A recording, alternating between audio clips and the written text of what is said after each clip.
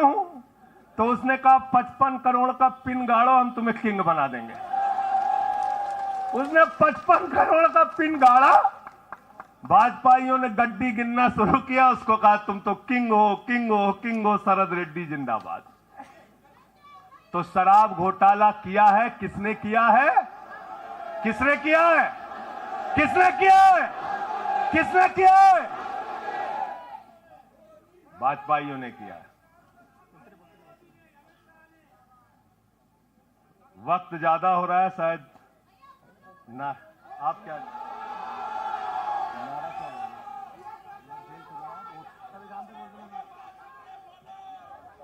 अभी कह रहे हैं बोलने के लिए सब लोग। आदिल भाई की पर्ची आ गई तो मैं थोड़ा डर गया था।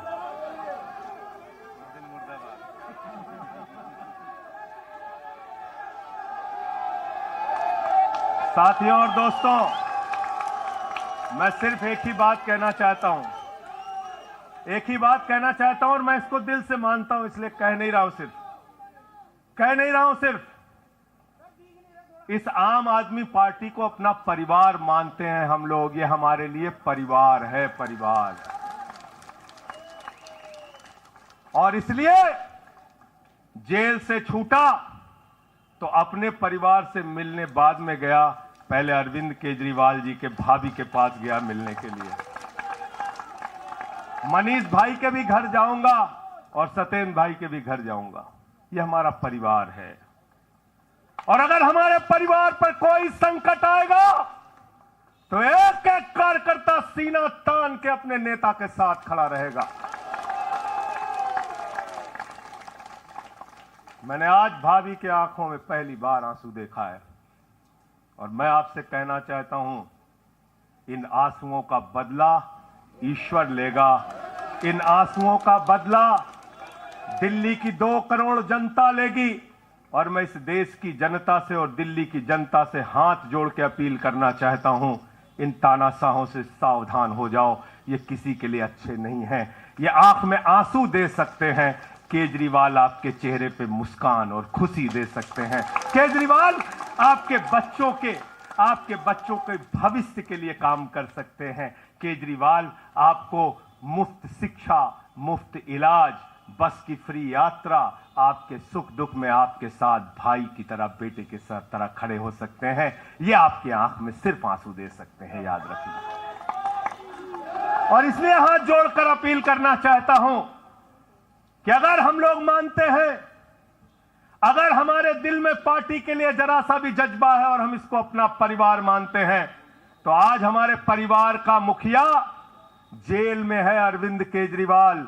और हमको संकल्प लेना होगा कि जब तक केजरीवाल जी जेल में हैं, हम 10 गुना ज्यादा मेहनत करेंगे और जेल का जवाब वोट से देंगे। जेल का जवाब, जेल का जवाब, जेल का जवाब, जेल का जवाब, क्योंकि इसी में तो सबसे ज्यादा ताकत है, इसी वोट में तो सबसे ज्यादा ताकत है। और यही आपकी सरकार इनकी आंखों की किरकिरी बनी है, जो आप लोगों के लिए काम कर रहे हो।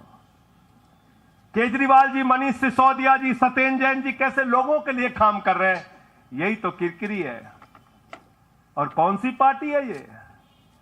कौन सी पार्टी है? बंगारू जनता, बंगारू जनता। और बंगारू जनता पार्टी वो पार्टी है जिसने देश का गृह राज्य मंत्री किसको बनाया? टेनी को। किसको बनाया? अजय मिश्रा टेनी को। पूरे देश ने देखा ना, पूरे देश ने देखा ना।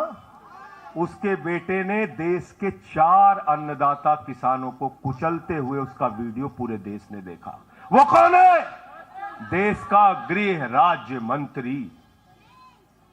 आपने देखा पहलवान बेटियों के न्याय की बात आई, प्रधानमंत्री खामोश। कहते हैं केजरीवाल इस्तीफा दो। मणिपुर 1 साल से जल रहा है, वहां की बेटियों को निवस्त करके, वहां की पत्नी, वहां के एक फौजी की पत्नी को निवस्त करके घुमाया गया। उस हिंसक मुख्यमंत्री का इस्तीफा नहीं मांगते भाजपाई। जो एक राज्य को जला रहा है 1 साल से, उसका इस्तीफा नहीं मांगते। जो आपके बच्चों को शिक्षा दे रहा है, उसका इस्तीफा मांगते।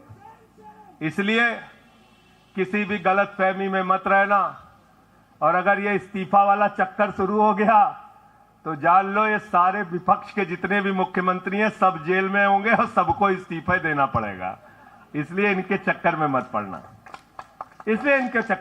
पड़ना, और इसलिए कल से जब भी कोई पत्रकार आपसे पूछे या कोई भी आपको भाजपाई सवाल करे तो उनसे कहना, भाई पीएम भी कानून में बराबर है।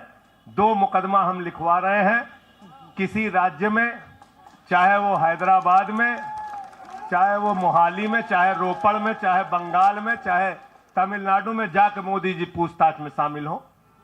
क्यों भाई? शामिल हो, बराबरी का मामला हो, कोई प्रोटेक्शन नहीं है। तो मैं आप सबसे यही तो बताया भैया कि शराब घोटाला ऊपर से लेके नीचे तक भाजपाई शराब घोटाले में डूबे हुए हैं, सराबोर हैं। हमारा मनी ट्रेल खोज रहे हो? मनी ट्रेल तो साफ साफ दिख रहा है भाजपाइयों का। वहां टेल में मनी पहुंच वहां टेल तक बिल्कुल।